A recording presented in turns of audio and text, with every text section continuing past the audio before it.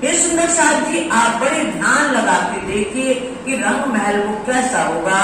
सुंदर चमचमाता 201 हांस का, और जो सामने दरवाजे का पहल है वो 10 मंदिर का पहल है। बाकी और बड़े बड़े हैं। और महल 24 हांस का, और महल 24 हांस का।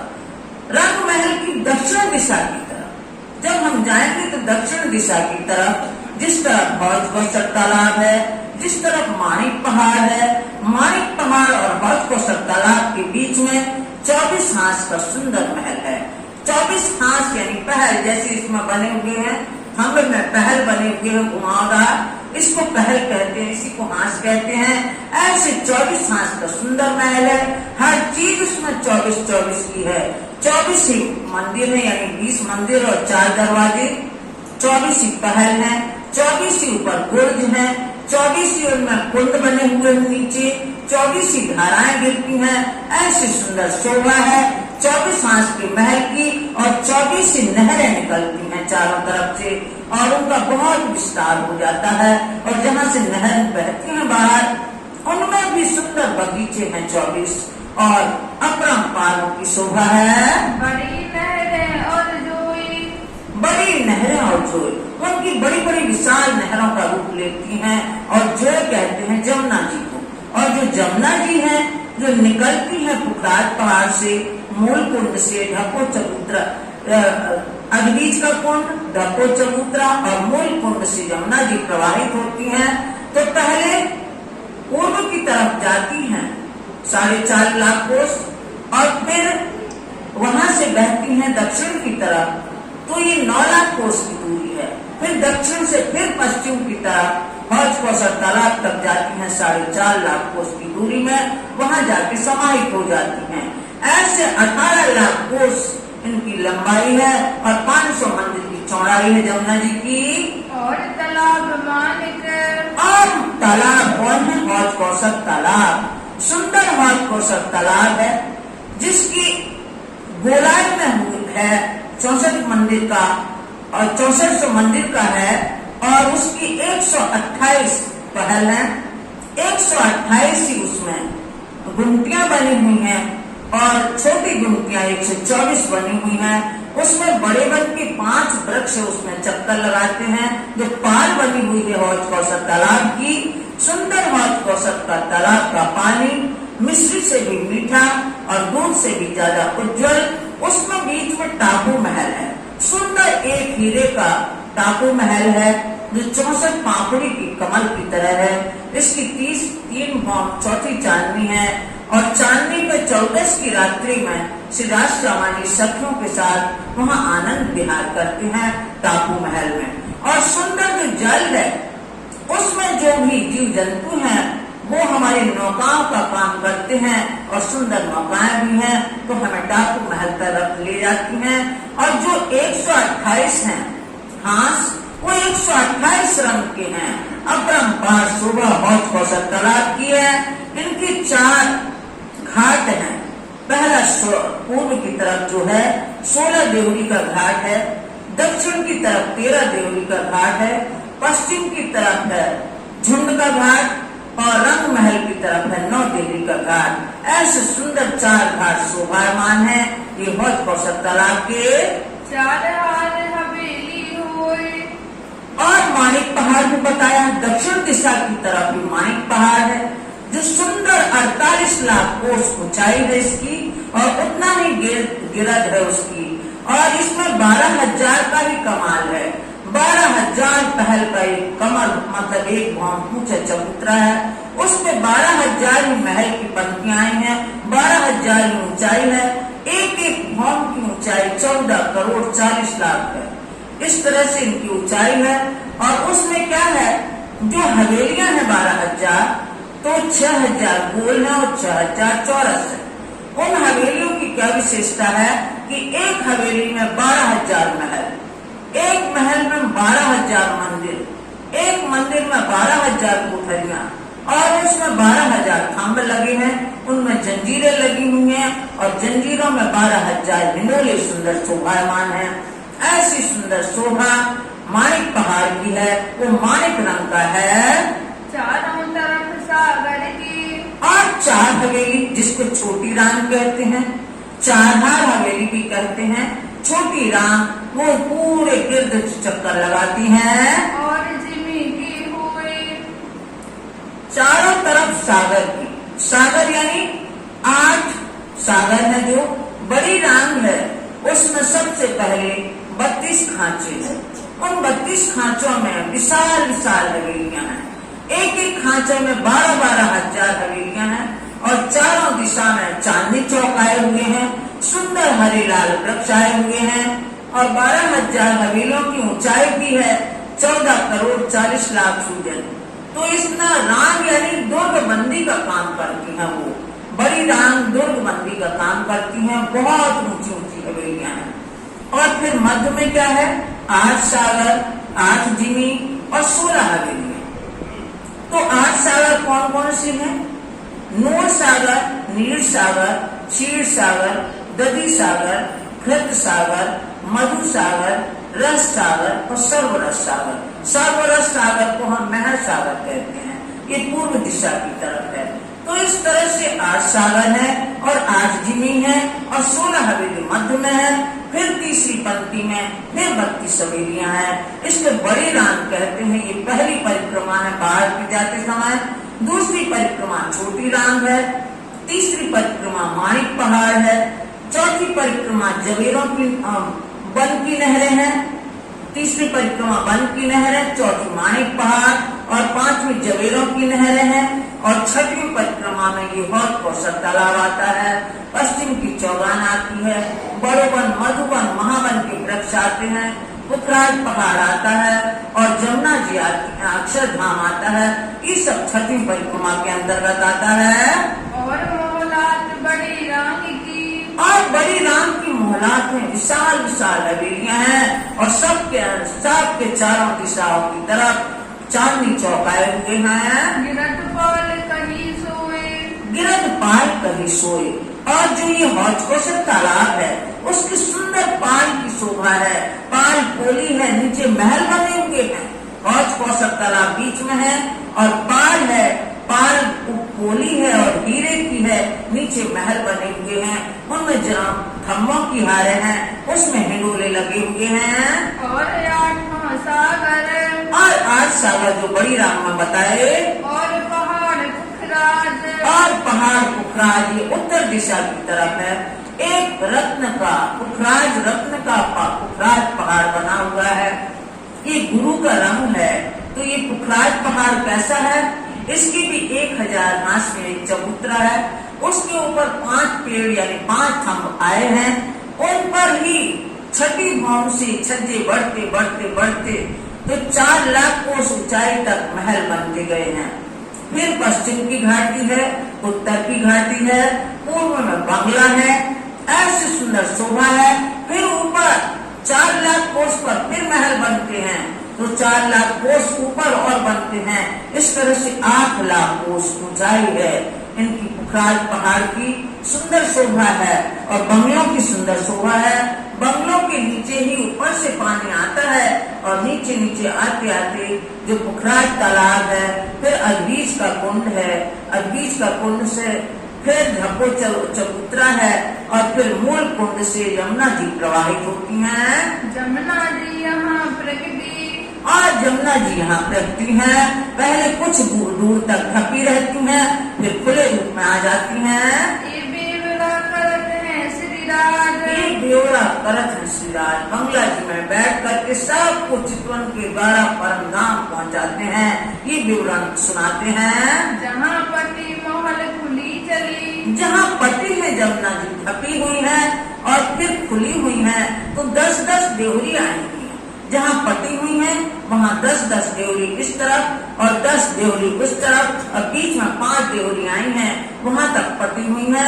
फिर खुले रूप में जमुना जी बहने लगती हैं। मरूर खाया और जब मरोड़ खाती हैं, यहाँ से आती हैं पश्चिम से पूर्व की तरफ, फिर वहाँ से मरोड़ खाती हैं तो वहाँ 4 हिंडोले आते हैं। 4 ताली के हिंडोले पड़ते हैं। इन दरमियान कई भांत है। इन दरमियान इसके बीच में कई भांत हैं। फिर फिर एक महल एक चबूतरा किनारे किनारे पर आया है। जमुना जी के सब कहे हैं ठौर, सब स्थान बताते हैं सिद्धि साहब। ये चर्चा नित होते ये हैं, चर्चा परम धाम की प्रतिदिन होती है और प्रतिदिन ध्यान में सबको ले जाते हैं सुंदर साथ को। भौम कही अद्वैत, ये अद्वैत भूमिका है परम धाम की। 25 पक्ष में सब है, और इन 25 पक्ष में सब कुछ आ जाता है, सातों परिक्रमा आ जाती हैं और जो स्थान है वो सब आ जाते हैं। पूरी सुनती द्वैत, और ये अद्वैत का वर्णन सुनते हुए परमधाम का वर्णन सुनते सुनते माया के विकार सब दूर हो जाते हैं, द्वैत भावना सब दूर हो जाती है। श्री राज और श्यामा जी, श्री राज्य और श्यामा जी जो बैठे हैं सिंहासन पर, ये दोनों जुगल किशोर, ये दोनों जीवन किशोर अवस्था को प्राप्त हैं, हमेशा किशोर अवस्था में रहते हैं। रूहें रही दरगाह में, दरगाह उसी को कहा गया है रंगमहल को, रूहें रहे दरगाह में। ब्रह्मात्मा भी 12,000 वही रहती हैं। ये तीनों एक स्वरूप न और, ये कोई अलग नहीं है क्योंकि वहाँ अद्वैत की भूमिका है, सब राज्य के ही द्वारा है। राज्य एक स्वरूप है, लीला के लिए स्वलीला द्वैत कहा गया है उनको, अपनी लीला के लिए वो विस्तार करते हैं। उन्हीं के सत अंग अक्षर ब्रह्म है, उन्हीं के आनंद अंग श्यामा जी हैं, श्यामा जी के आनंद अंग सुंदर साथ हैं और सुंदर साथ यानी सखियों की आनंद अंग खूब खुशहाली है, खूब खुशहाली के आनंद अंग पशु पक्षी हैं। ये सब उन्हीं का विस्तार है, तो ये अलग अलग नहीं है, एक ही स्वरूप है। लक्ष्मी जी और भगवान जी, और लक्ष्मी जी और भगवान जी यानी भगवान जी यानी अक्षर ब्रह्म और उनकी ठकुरानी, ये भी एक ही स्वरूप है। ये पांचों मिलके एक अद्वैत हैं। ये दोनों एक ही अंग, ये दोनों एक ही अंग हैं।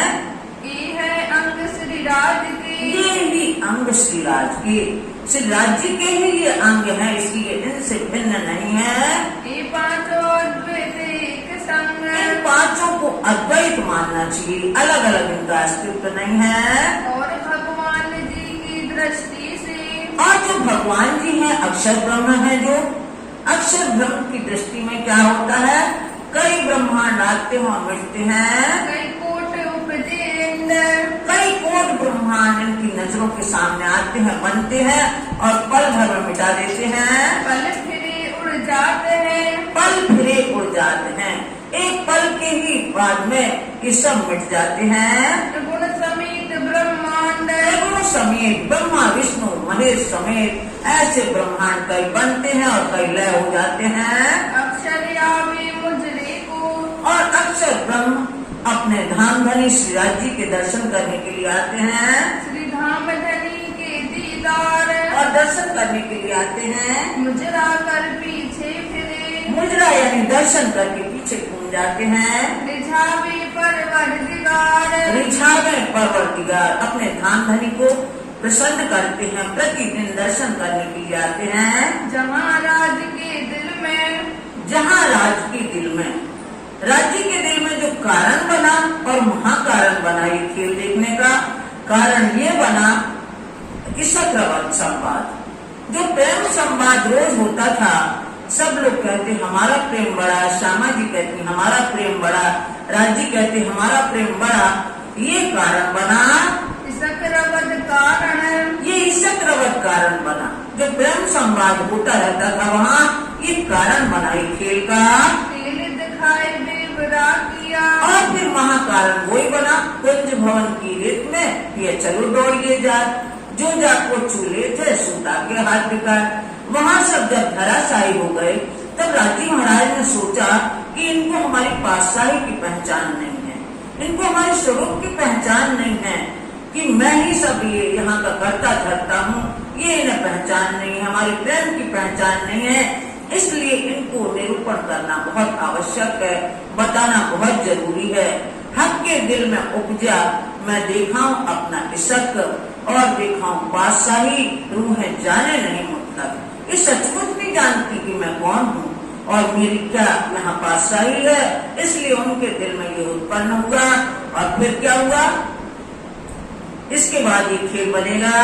देखो मिल हे सुंदर साथी, आप इसको देखो चाह करे खेल देखने, और चाह करें। राजी ने मन में सोचा, हक के दिल में उपजा, मैं दिखाऊं अपना ईसा और दिखाऊं पातशाही उन्हें जाने नहीं, मतलब ये नहीं जानती इसलिए इनके दिल में पहले उपजा, तो फिर इनने अक्षर ब्रह्म के मन में उपजाया और सखियों के मन में भी उपजाया। तो इस तरह से तीनों के मन में हो गया।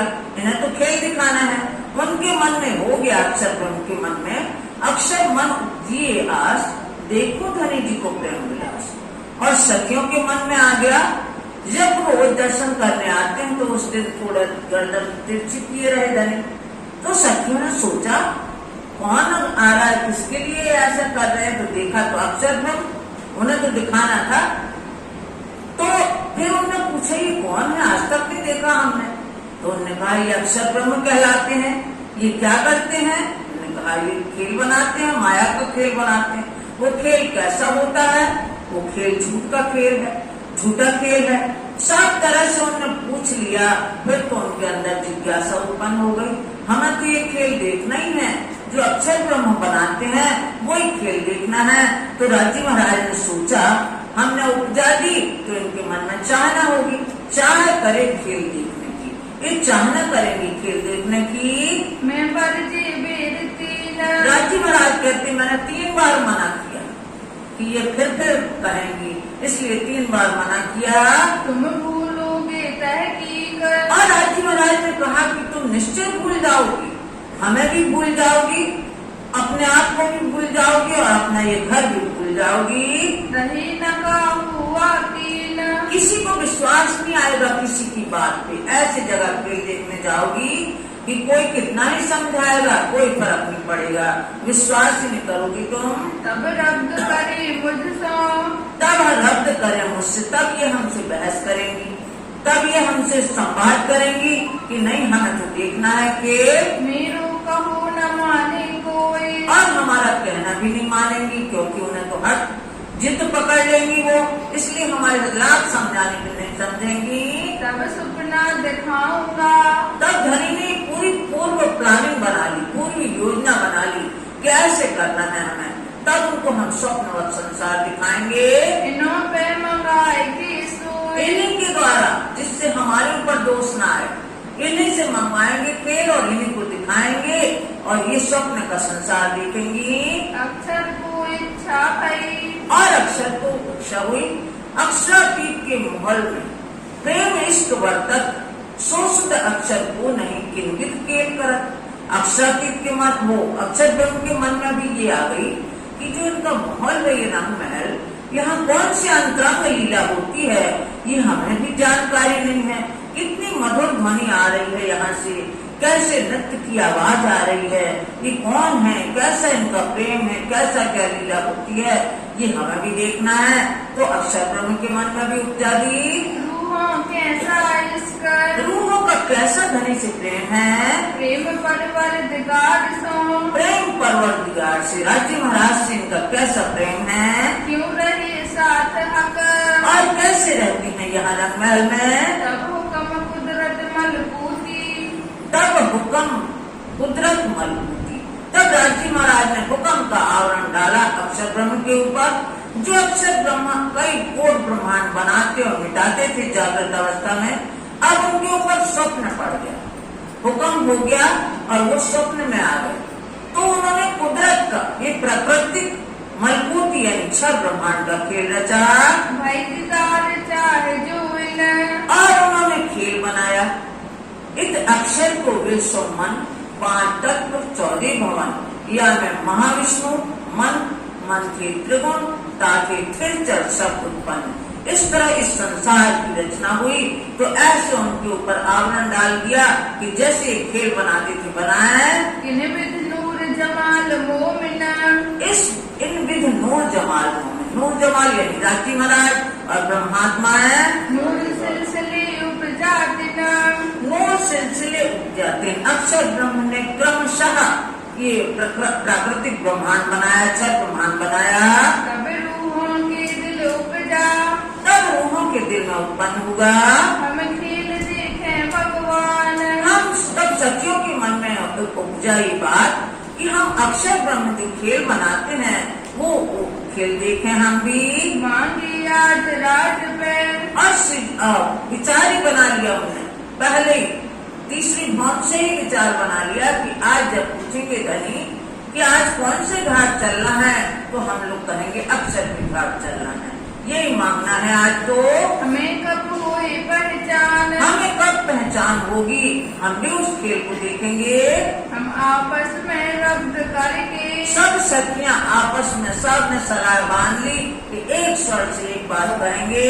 आइया पासे हक, आइया पास हक, राज्य के पास आई 3 बजे शाम को।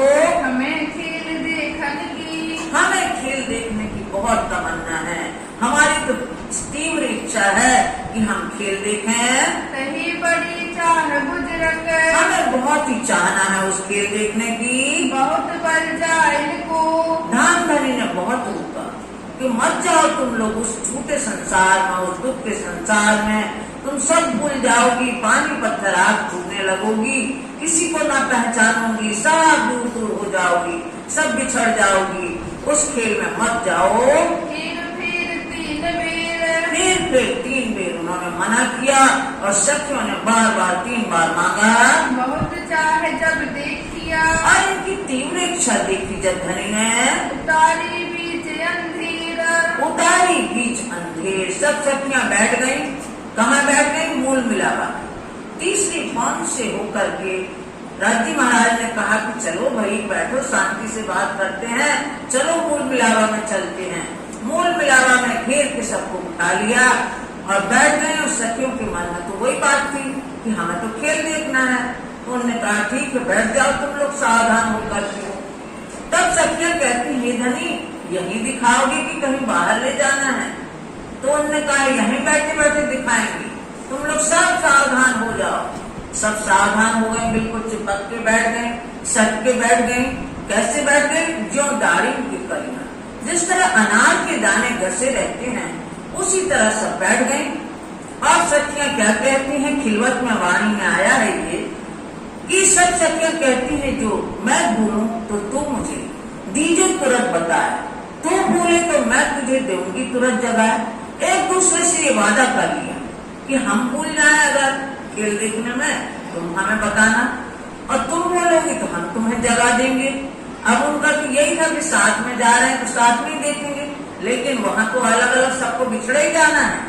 तो ये इस तरह से सावधान हो गई खेल देखने के लिए। पहले हुक्म भगवान बने, पहले हुक्म का आवन भगवान यानी अक्षर ब्रह्म के ऊपर डाला गया। इस सुपन का आवरण पड़ गया उनके ऊपर, सुपन में आ गए वो। उतारी रूहें दिन में, और रूहों को जो उन्होंने मलकुती ब्रह्मांड बनाया, छत ब्रह्मांड बनाया, उसमें ब्रह्मात्मा को संसार में उतारा।